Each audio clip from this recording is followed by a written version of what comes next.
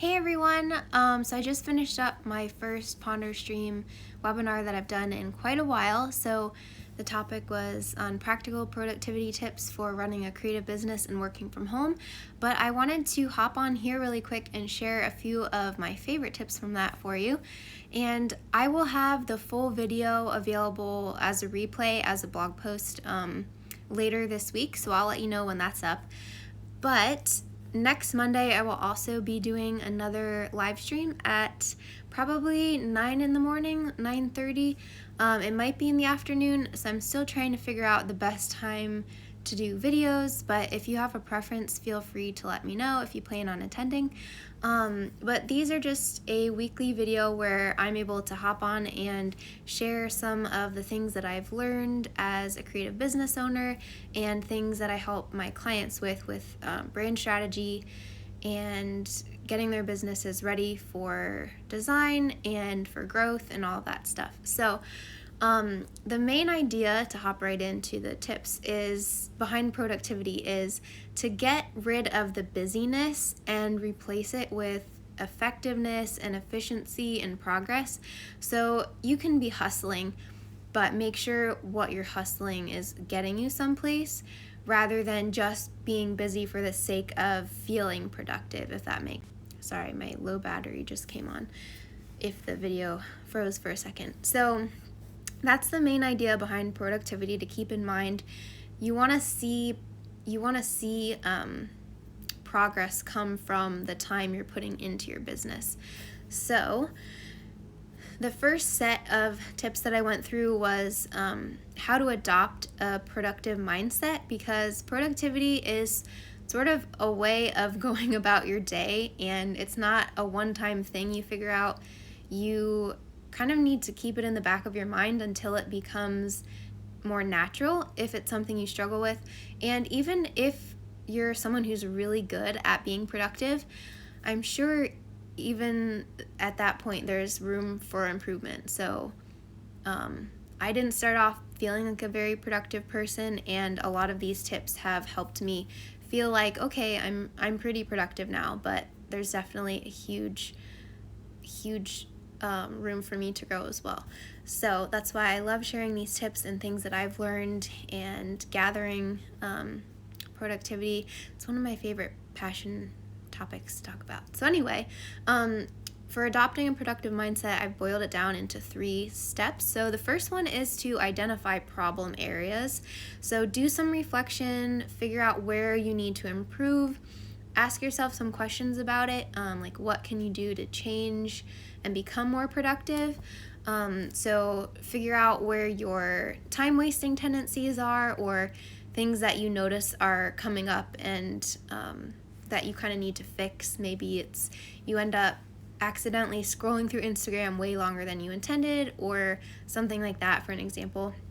The second step for the mindset is commit to your new habits. So embrace the change and make it a new practice. Prioritize efficiency, commit to developing your productivity skills and what will work better going forward.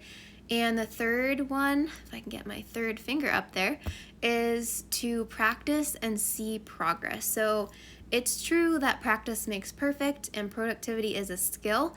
So know there will be some growing pains, but be willing to take on that challenge, and it will start to come naturally the more you practice it. So then I went into tips and strategies to increase productivity. So I'll just go through a few of my favorites there. So one of them you might already be doing is to hit the ground running each day. So know your focus and your to-do list items for the day, but prepare them the night before so you can wake up and get straight to work. And this cuts out decisions, which can slow down the start of your day, or, oh no, where did I leave off the night before? So take some time in the evening or at the end of your workday to prepare for the next day. And let's see. This one I'll touch on really briefly because I just published a blog post on it the other day, is to use time blocking in your schedule. So time blocking is a great way to set boundaries with your time.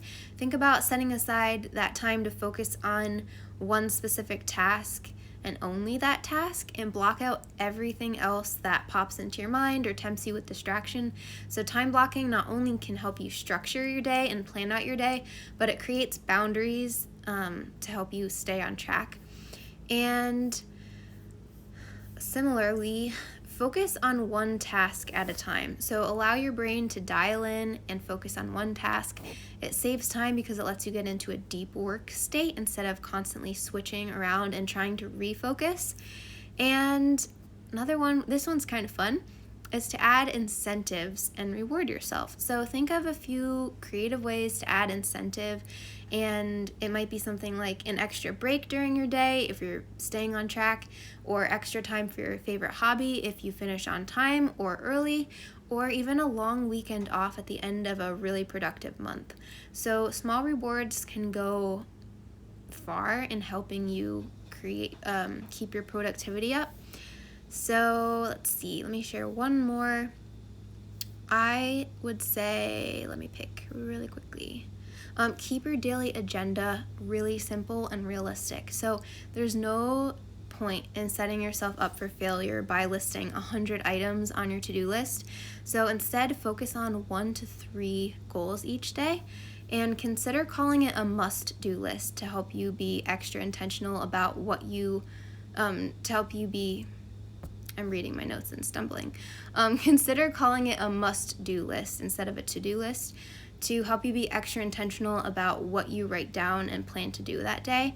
That's something I do, and it's helped me a lot with not being overly optimistic. So then after that, I shared a few tips on staying focused while working from home, so I'll just share one of those with you now.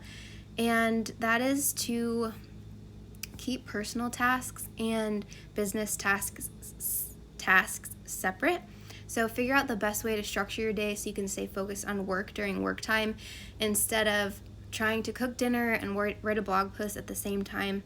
And it makes it a lot easier to stay focused and not get distracted or end up talking about what you're making for dinner in your blog posts accidentally, just getting words crossed or something like that. So you can think of what will work best for you. Sometimes I'll throw laundry in right before or at the beginning of my workday, and then I'll work, and then when it's my break time, I'll switch it over to the dryer or throw the next load in or something. But that's not like a constant distraction where I'm multitasking. It's something that I can do, and it's sort of doing the work for me while I'm working, but I'm still getting housework done. So just be creative, try to find ways you can cut out the multitasking, and stay focused on your work and stay focused on your personal tasks and stuff and keep them kind of separate. So I'll just stop it there for today, and I'll be doing more in the future. So I have some time-saving hacks and some more tips on reaching your goals. So still kind of productivity, but some more